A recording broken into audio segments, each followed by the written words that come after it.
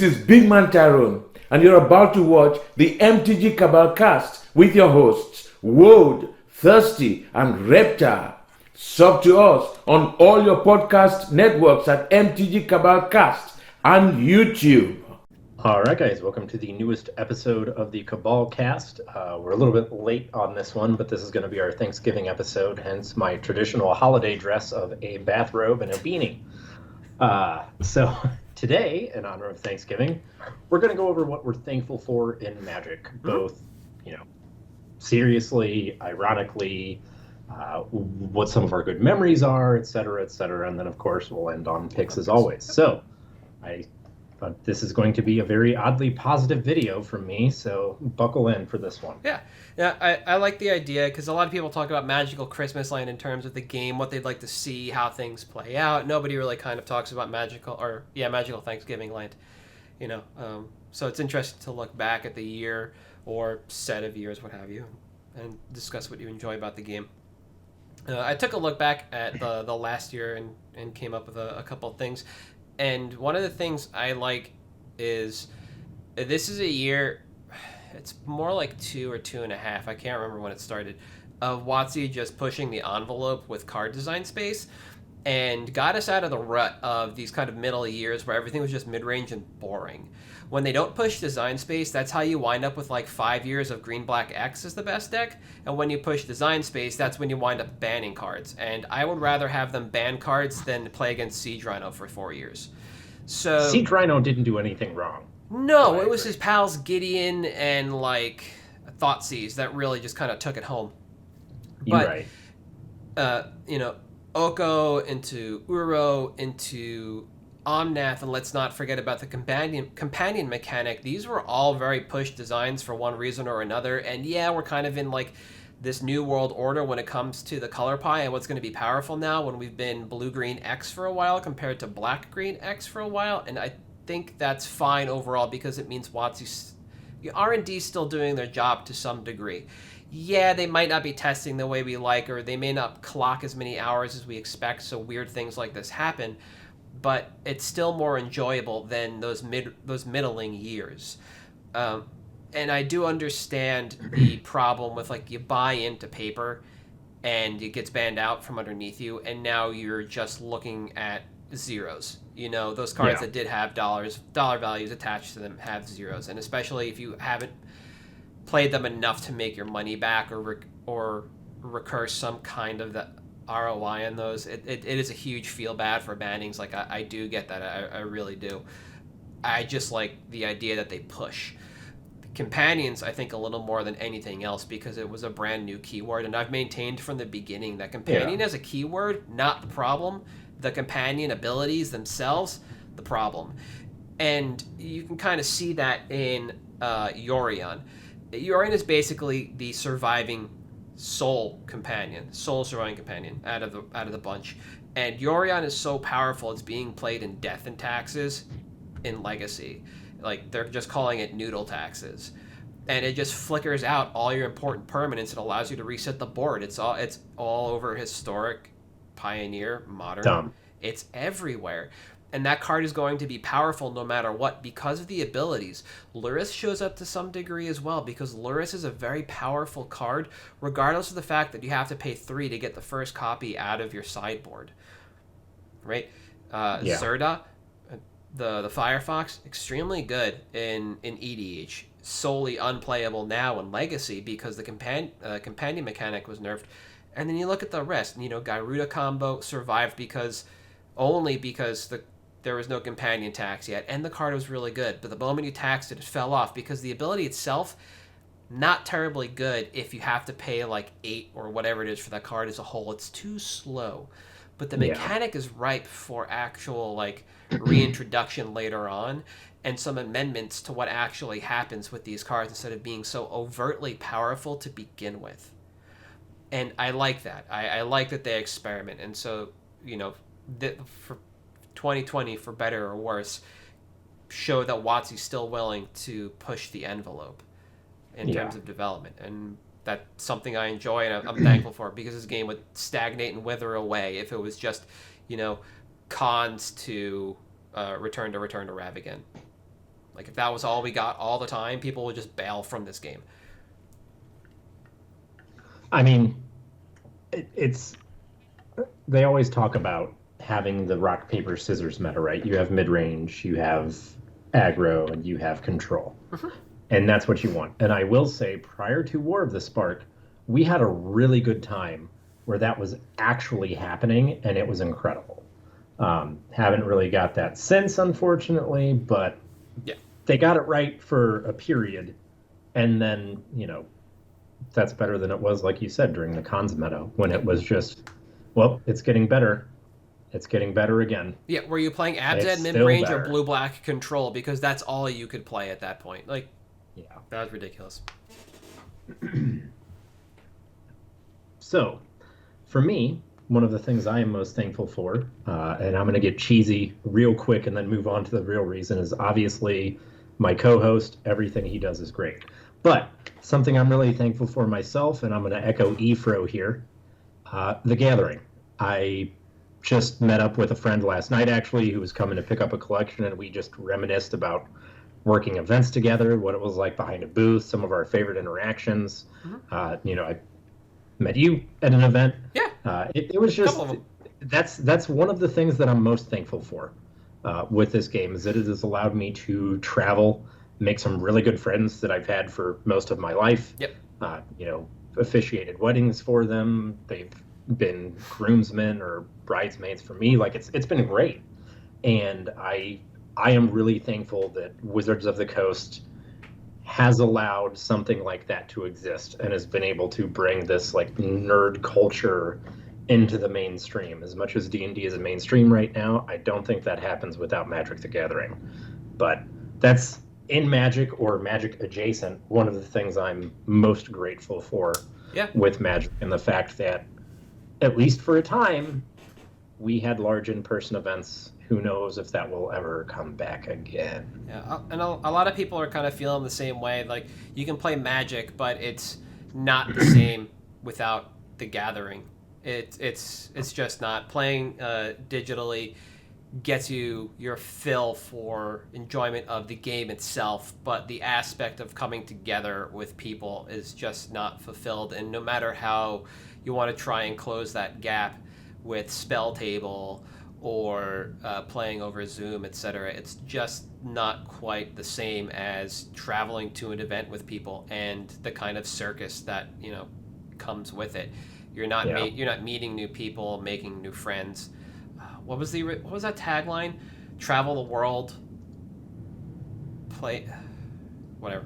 Travel the world. Oh man, that's gonna drive me crazy. Yeah, it was something super like low budget and cheesy. It was like an intern kind of creation that just stuck for a while. That's definitely a big one for a lot of people, and I think those first few events, once we're able to come back to it, are going to be some of the biggest, and hopefully WotC, prepares accordingly. If we're able to, the U.S. is able to come out of this pandemic in the spring, if WotC pushes their first event off into the summer and starts it with a bang, like an actual Vegas, then that probably would not be the worst idea ever. Where they actually support the game. Come out with a bang and support it and say, hey, look, we missed you guys, come back. Yeah. Yep, exactly. I'm going to stick with playing the game itself again and segue from my comment about digital play and discuss the fact that WotC's dedicated resources to their digital card game. It's not where I want it to be at all. It's miles away. I don't think it's ready for mobile. But if they didn't support Arena like they have, if they supported it like Moto, this is again would have been another terrible application to play Magic on, and nobody would have taken to it, and the game again would have stagnated and stalled during the pandemic. But at least this was not something they could predict. They just, in regards to the pandemic, they got lucky with this, and they hit it the absolute right time. You came out of beta at the right time. You marketed at the right time, and people are just able to move on and start playing there. And the experience of playing on Arena at this point is so much better than Moto that you're able to capture a new audience. It might not be the way you want to because you're not able to do these big events like you were prior, like at PAX East and stuff like that. Yeah. But at least you can continue to have these large events all streamed in from around the world. And it does kind of bring together the idea that you can be anyone, anywhere, and play this game. And you look at areas that are traditionally underserved in regards to physical play, South America, Africa, and most of like mainland Asia. People are now able to play in these events from those locations without having to travel. It gives them such a great way to join in and play and kind of come back to a game that left them behind so long ago. It just takes the time to get there and grind, and nobody's sure how to do what in regards to organized play because that's still a kerfuffle. But the fact is, there's an application built in a modern framework that serves this game in a playable and enjoyable capacity. Will it get to where it needs to be on mobile? Eventually, sure. The stack will work at some point. I can guarantee it. Will it be as enjoyable as paper? Probably not. It'll probably just be a gap filler for a lot of people unless WotC just continues to push all tournaments through Arena and Rivals becomes the Pro Player Tour, like officially. Yeah. But the fact that Arena is so much better than Moto is something I'm incredibly Just give thankful us Legacy, for. please. Please give us Legacy. Look, they can handle power and duels on Arena, but I don't even know if there's a single card with the Storm keyword. And really, that's my barometer for whether or not a Magic application is ready to... Can it handle Storm? Yeah, it is ready to handle the full game. Can it handle Storm? And, like, Storm's not the most unintuitive thing. It's just a spell tracker and then something that just replicates. And, yeah, it's difficult, but that means you're now putting in the time to get to the minutia of the way a lot of things work. And... stack and where you want to interact and and a lot of people forget that when Moto came about, it wasn't complete, and I don't mean in the sense that it was missing sets. I mean that sets were missing cards because they didn't have the time, the ability, or the desire to want to code some of these. There's a card in Tempest, I forgot what it was, that wasn't added for like 6 Masters collections or something like that because they were just like, fuck this, need it, who cares? Nobody plays this card, we don't need it. We don't need to figure this one out. And they just didn't. And that's something they can do with Arena because they've just been shoehorning things in. Like I said, duels and power are there. You can do it if you want to. It's just not important. Legacy is not a driving factor for that application. I get it. We're dinosaurs. I'm fine with that. Yeah, I've embraced it too. Yeah. I mean, I have people I talk to Legacy about, and that's it. And on nice segue there, I'm actually thankful for the multitude of formats. Over the last few years, obviously Modern started to die down. They brought out Pioneer. CEDH really took off, which I am super grateful for because I love that metagame. And I think it's nice to have something that is so diverse in terms of play styles in Magic in general. Mm-hmm.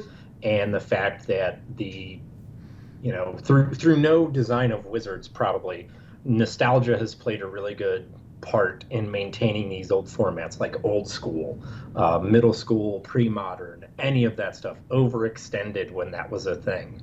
And just the way that these formats have evolved, and, Frontier for a little bit too, that allowed the community to kind of come together and be like, all right, well, let's experiment with this and see what formats we can come up with.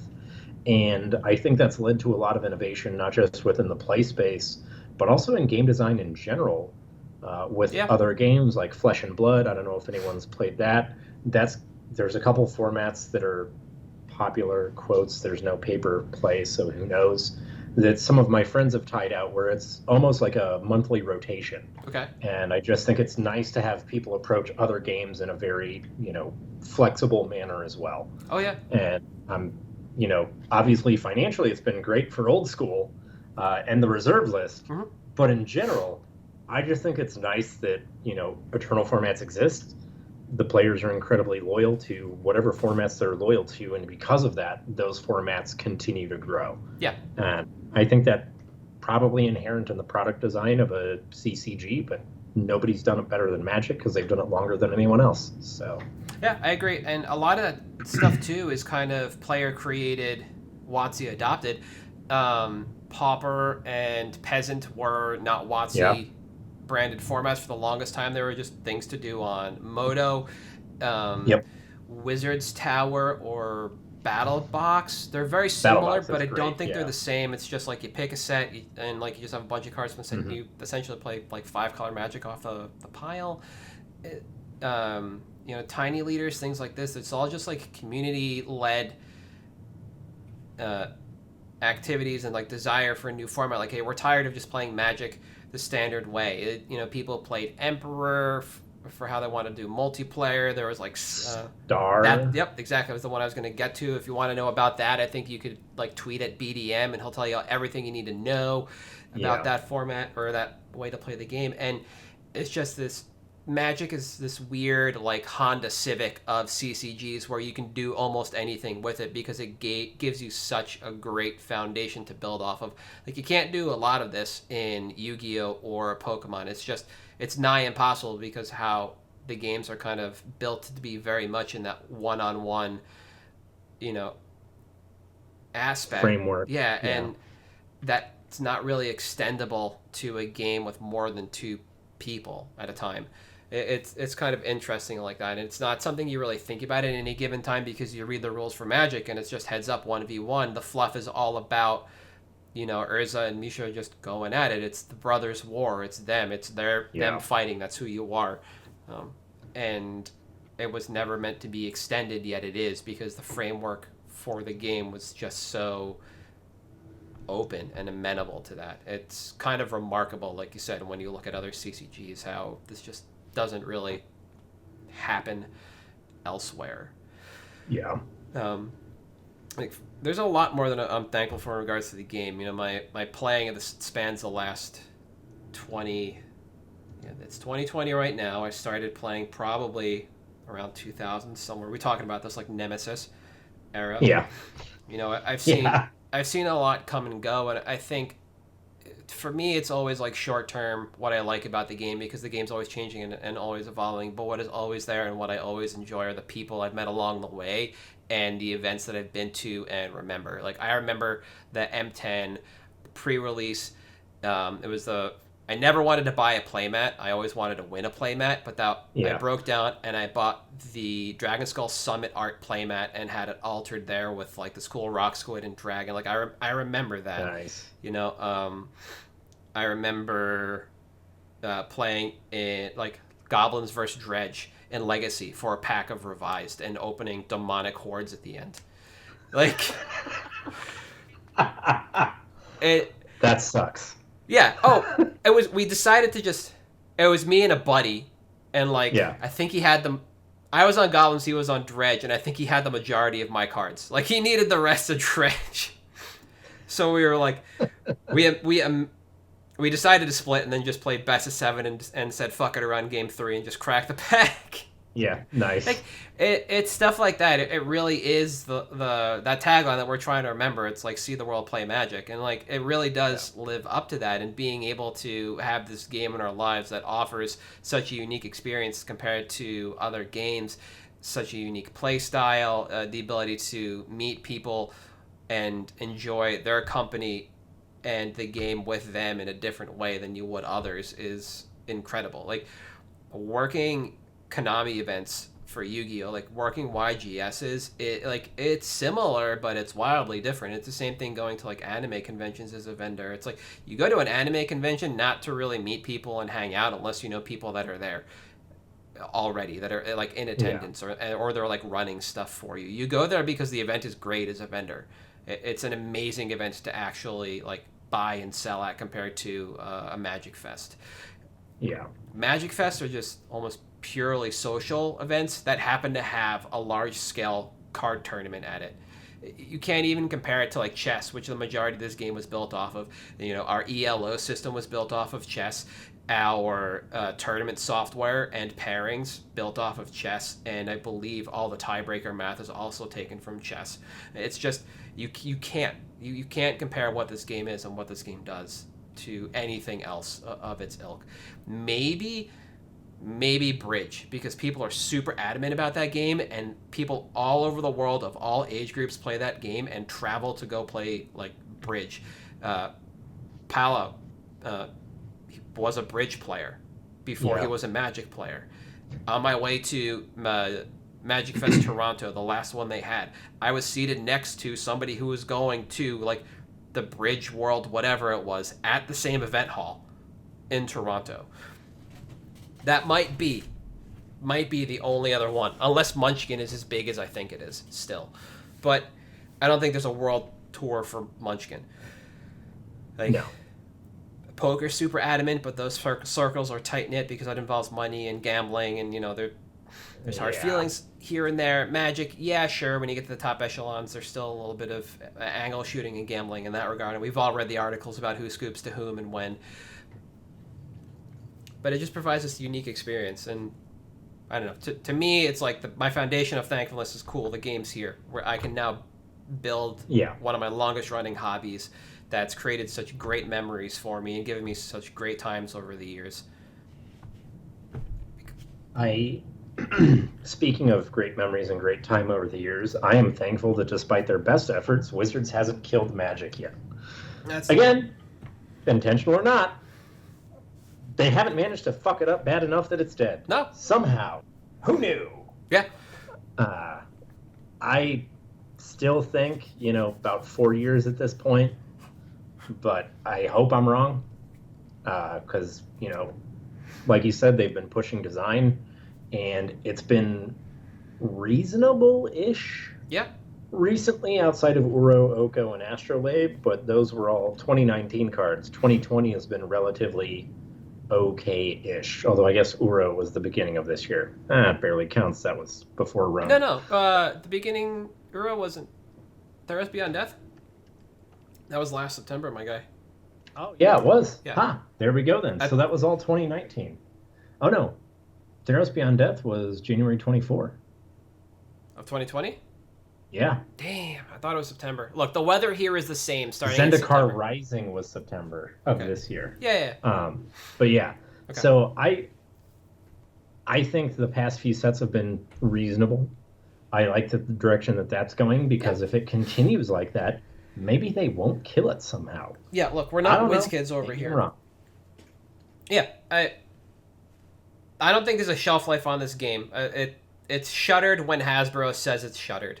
And if they do wind up splitting the product, digital versus physical, I think that's fine, because you can have the tournament scene move to digital, and WotC can come up with a new business model in regards to selling paper product. It's difficult, yes, because now you have to ask your player base to really dedicate, and you're going to lose a lot of people that way. But at the same time, the people that are playing in paper now are going to be the people that'll continue playing paper. And those are going to be your EDH players and your kitchen table players, your legacy players, your vintage players, people who are already so modern too, people who are already so entrenched with this game that they have everything they need. Yeah. They don't need to buy that much more, and it might just be easier for them to buy singles direct from WotC. Or buy, like I've purported before, the idea of a juiced product, where you take out all the bullshit draft cards and you just have good cards left.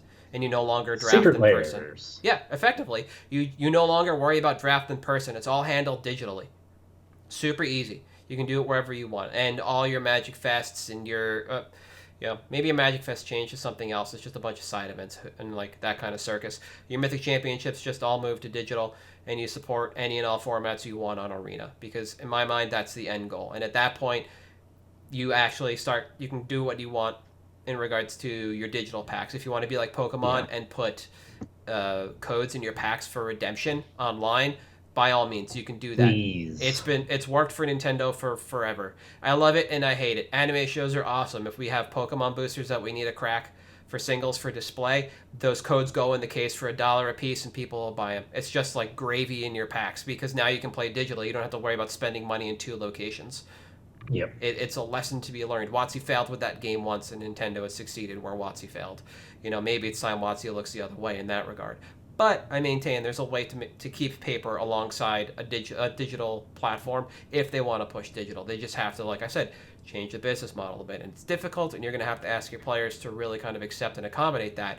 But if your paper product is more reasonable than it is now for the players that are already entrenched and don't give a shit about drafting in person, then who cares? It'll be fine. Yeah. And I think it's a way to go. But I think it'll be interesting to see how this goes next year if we're thankful for the same things. Yeah. I think shows will be one of the biggest differences that we'll see, but I digress. Oh yeah, dude, I was talking to one of my guys last week because Vermont is locked down. We're in our second lockdown. We're not going to be able to come out until 2021 basically, and he's stuck in the middle of fucking nowhere. Like, so I asked her, like, are you going to sneak up here and see your family? And he was like, nah, I've been down here this entire time. We're finally in an actual quarantine. I was going to try and come back up in October, but life got in the way. I really fucking miss anime shows. Yeah.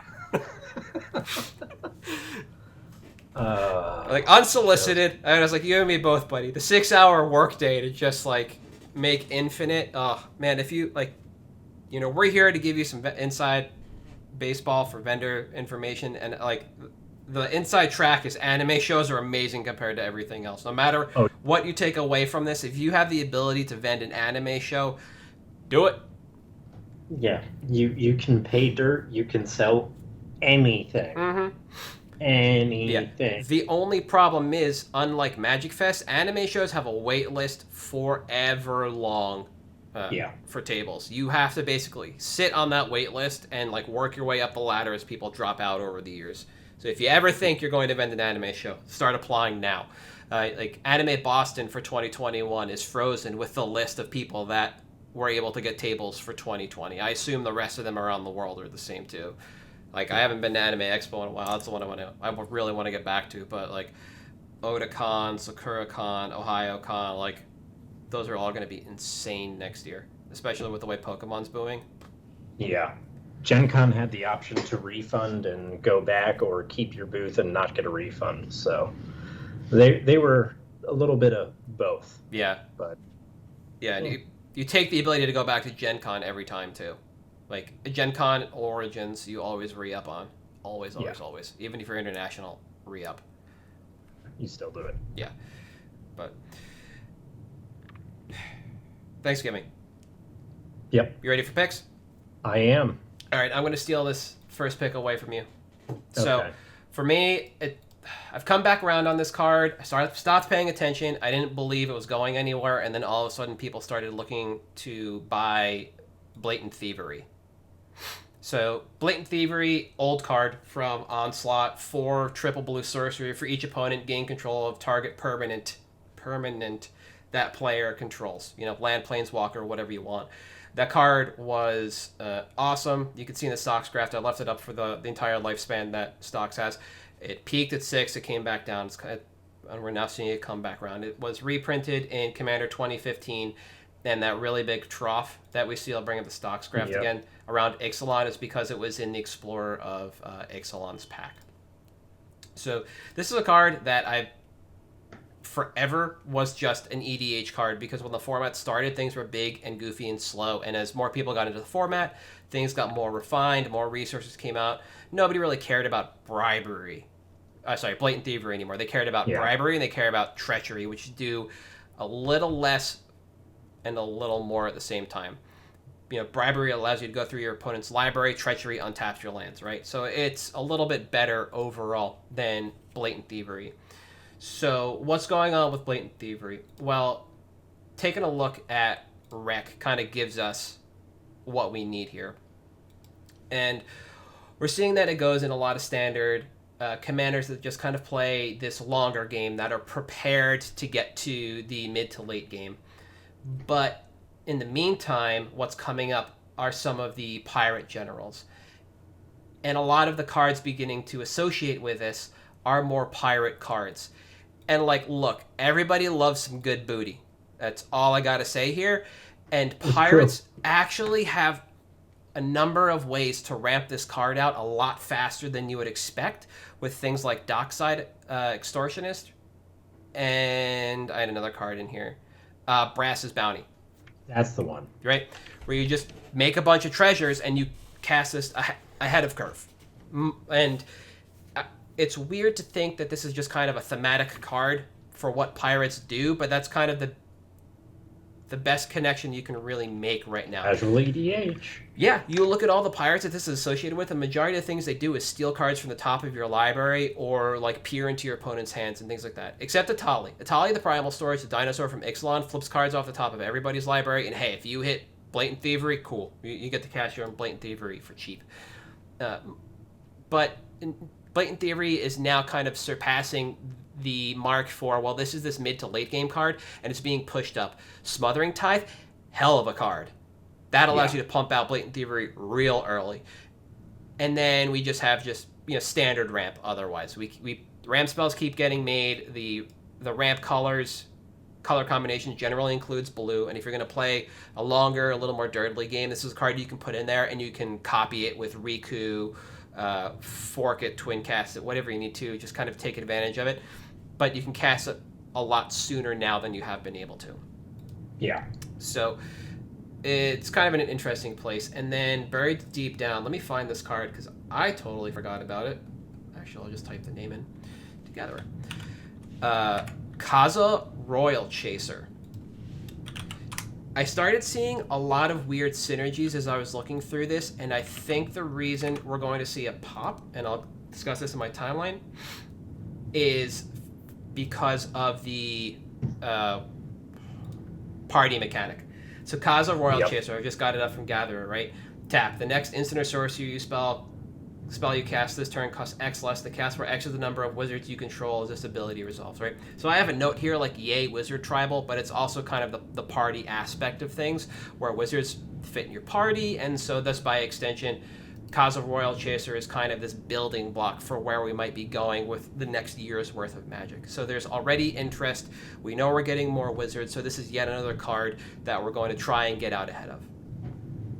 Now, timeline on this is really interesting.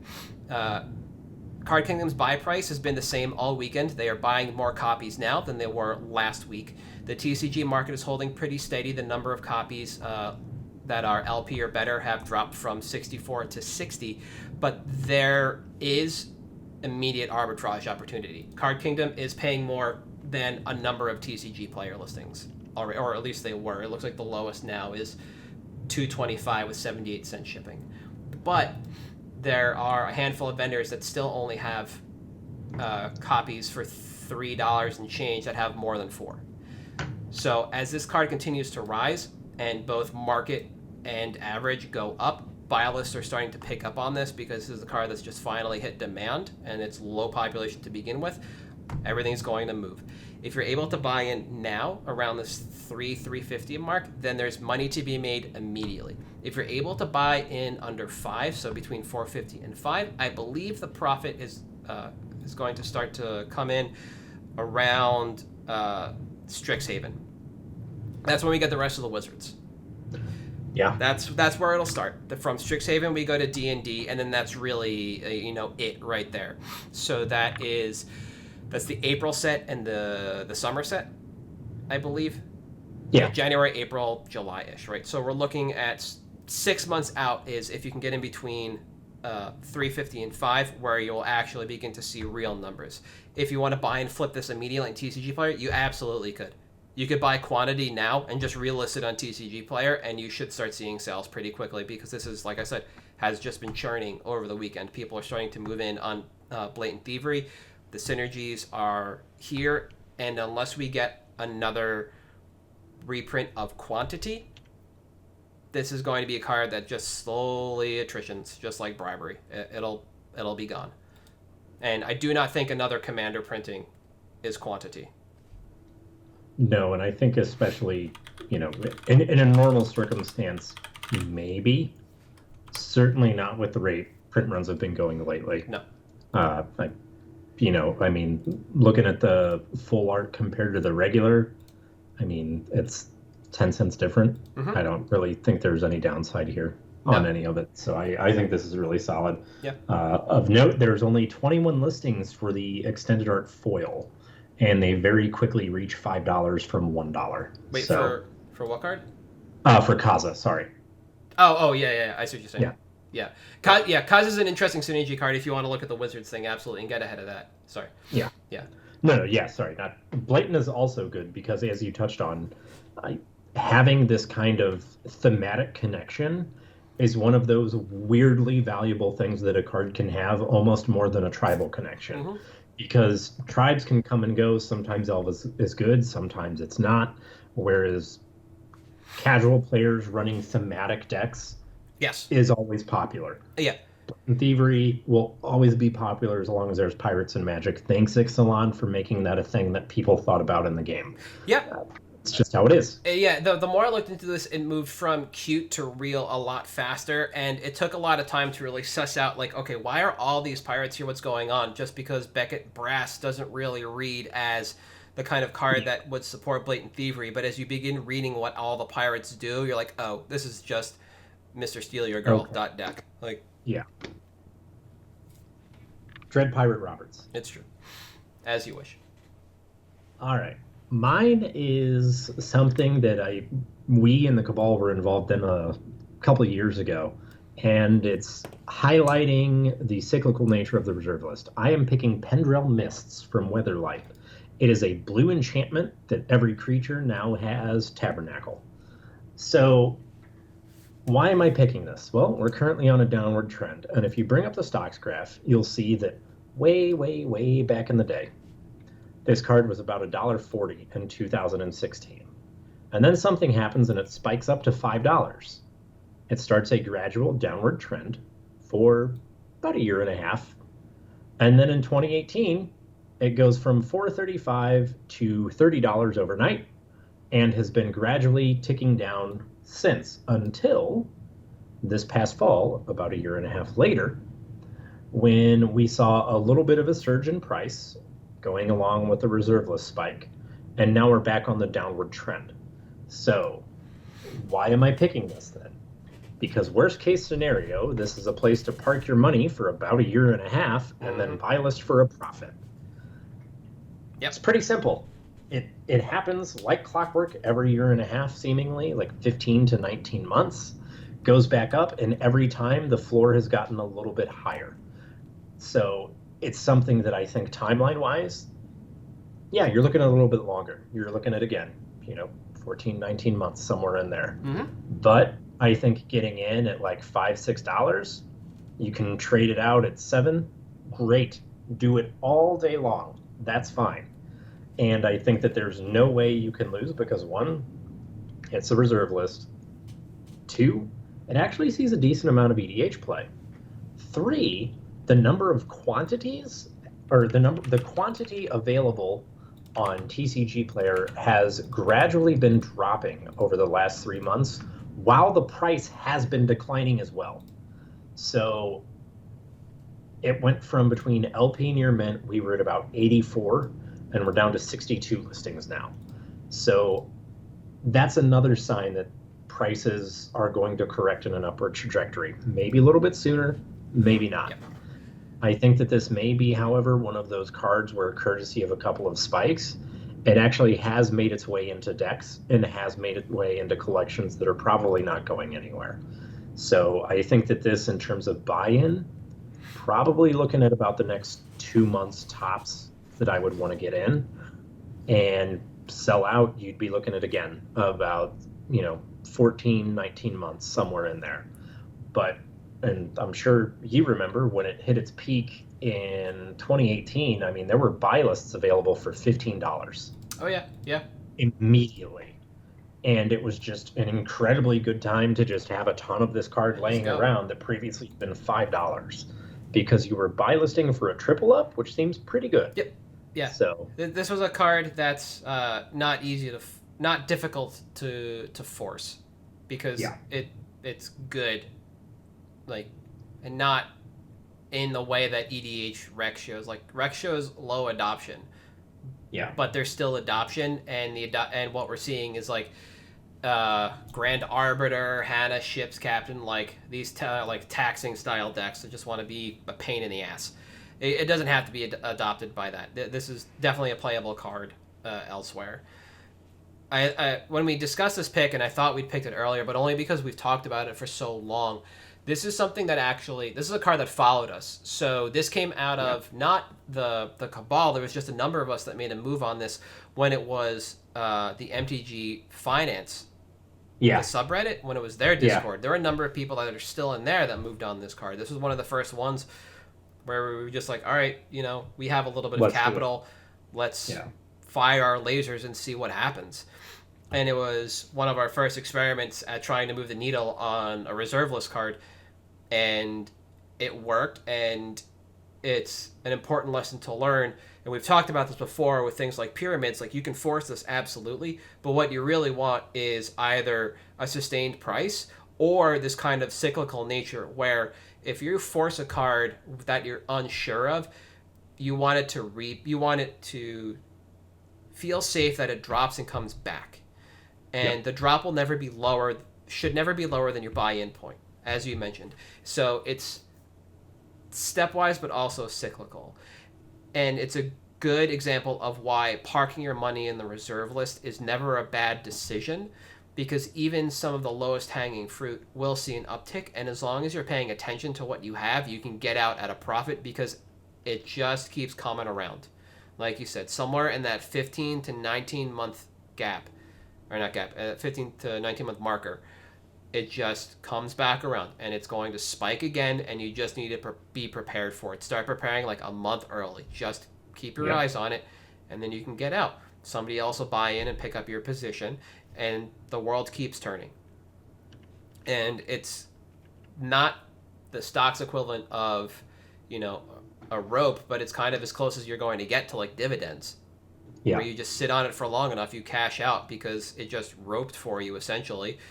Then you just gather your dividends and move it somewhere else, hopefully rolling up into something larger. And this is slower than just trying to churn stock immediately, and it's another strategy to MTG Finance as a whole. And this kind of slow burn is more what you and I seem to be about than like some other people, and there's nothing wrong with that. This is just a strategy we choose because this is the lifestyle we live, and for us it works the best. It doesn't mean we have to keep up on everything every day. We don't have to worry about shipping everything super quickly. We don't have to worry about TCG Player Direct or SYP, their additional programs. We don't have to worry about anything. We just sit on it, and then one big old buy list chunk, either in person or in the mail, and roll up. Yep. And I think that's, this also at one point was something that we kind of considered was like slumming it.